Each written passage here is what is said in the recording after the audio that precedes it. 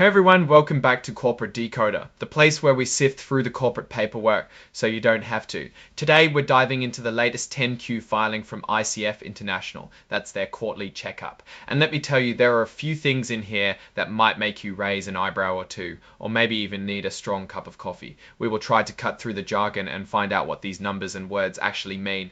ICF International, a company that works with governments and businesses to solve complex problems, from energy efficiency to disaster recovery, released their Form 10Q for the period ending March 31, 2025. In simple terms, we are looking at their business performance for the first 3 months of 2025.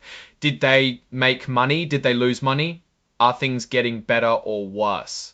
That is what we are here to find out. First, let's glance at the balance sheet, like a quick snapshot of what the company owns and owes. Cash and cash equivalents are at 5.7 million.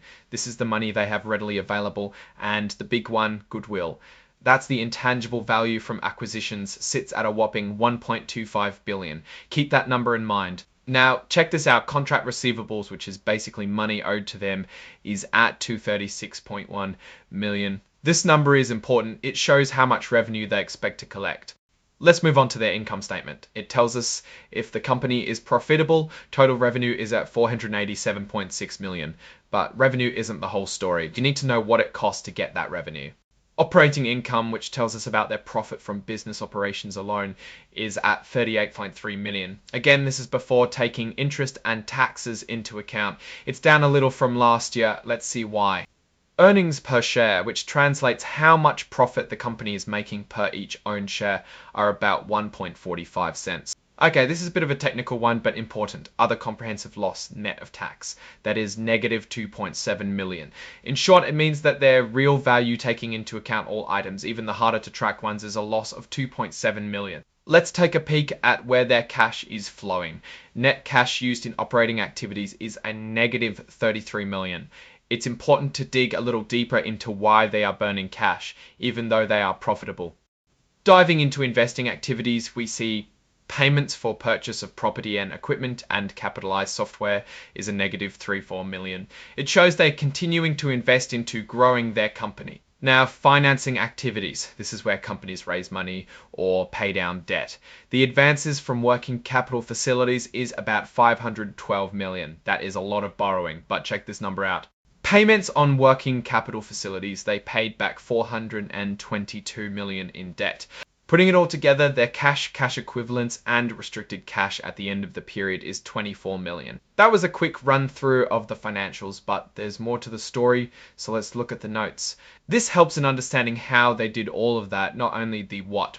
We see that the Financial Accounting Standards Board has issued an update that requires greater disaggregation of income tax rates. The company may be changing how it presents taxes. Here, under contract receivables, we see that billed contract receivables sold to MUFG Bank that have not been collected from customers, and there is approximately 31 million of it. It basically means they sold these loans to the bank for cash and are still waiting on the bank to collect. The company uses operating and finance leases to secure offices and equipment. The remaining terms have maturity dates of 1 year all the way to 14 years. The company has borrowed over $500 million before unamortized debt issuance costs. The unamortized debt issuance costs amount to 2.2 million, and this gets the total debt value to $2 million. Okay, how is their revenue broken down? By client market, it's energy, environment, infrastructure, and disaster recovery, leading the way with about 49% of the revenue. And by client type, the US federal government is also at 49%. It also mentions an unfulfilled performance obligation of 0.9 billion, which may reflect the impact of executive orders. I will address this soon.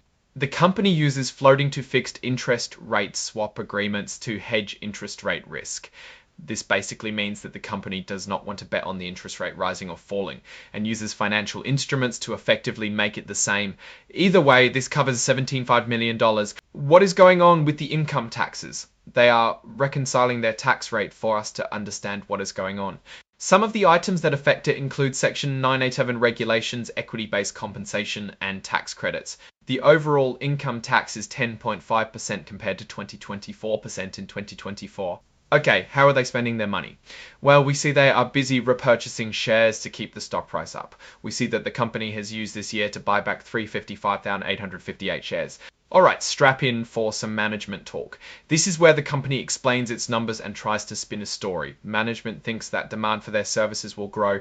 They believe this is due to the need to protect against extreme weather events, ongoing homeland security threats, the focus on efficiency within the government, the impact of artificial intelligence, and more. But it is not all sunshine and roses.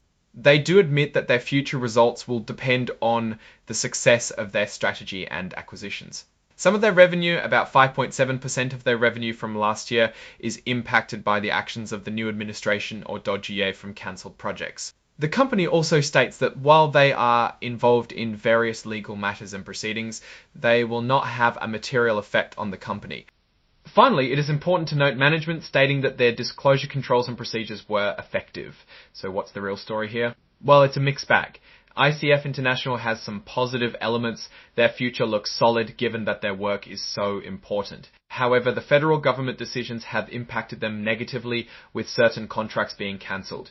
On a positive note, we see that they are investing into AI and their own efficiency, which can be good for it. The company definitely has real strength. The long-term outlook looks positive. But some warning flags remain.